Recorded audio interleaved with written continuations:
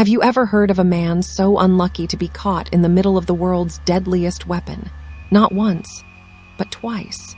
And yet, so incredibly lucky to live and tell the tale. This is not fiction. This is the true story of Tsutomu Yamaguchi, the man who survived both atomic bombings of Hiroshima and Nagasaki.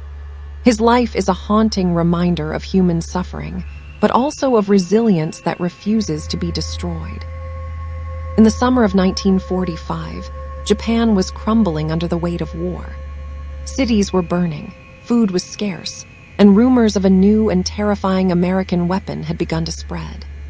Yamaguchi, a 29-year-old naval engineer, had been working in Hiroshima for several months on a temporary assignment. On August 6th, his final day before returning home to Nagasaki, he woke up early, packed his bag, and prepared for his trip.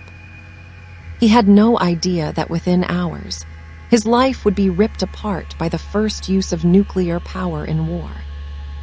Around 8:15 a.m., as he walked toward the shipyard, the sky suddenly lit up.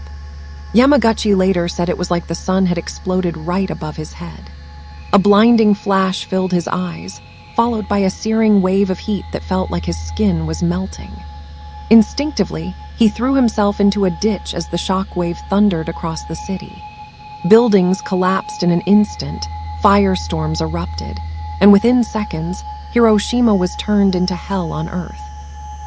When Yamaguchi regained consciousness, his body was burned, his eardrums ruptured, and the world around him had turned into ash.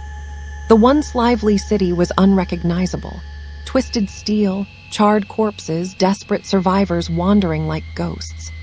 Somehow, despite his injuries, he dragged himself through the chaos, searching for safety. That night, as Hiroshima burned, he lay in agony, unsure if he would live to see the morning. But Yamaguchi did survive, and in one of history's cruelest twists, he still boarded a train the next day, heading home to Nagasaki. He thought he was escaping death, yet death was following him. Arriving in his hometown, he stumbled into his family's arms, covered in bandages, telling them the unbelievable story of a city destroyed by a single bomb. His relatives struggled to comprehend it. How could such destruction be possible? Some thought the trauma had made him delirious. Just 3 days later, on the morning of August 9th, Yamaguchi reported to work despite his injuries. He tried to explain to his boss what had happened in Hiroshima, warning that a single bomb had annihilated an entire city. His boss scoffed, dismissing it as nonsense. And then, at 11:02 a.m., the office windows erupted in another blinding flash. Nagasaki had just been hit by the second atomic bomb. The shockwave tore through the building, throwing Yamaguchi to the ground once again. Miraculously, he survived, shielded by the structure around him.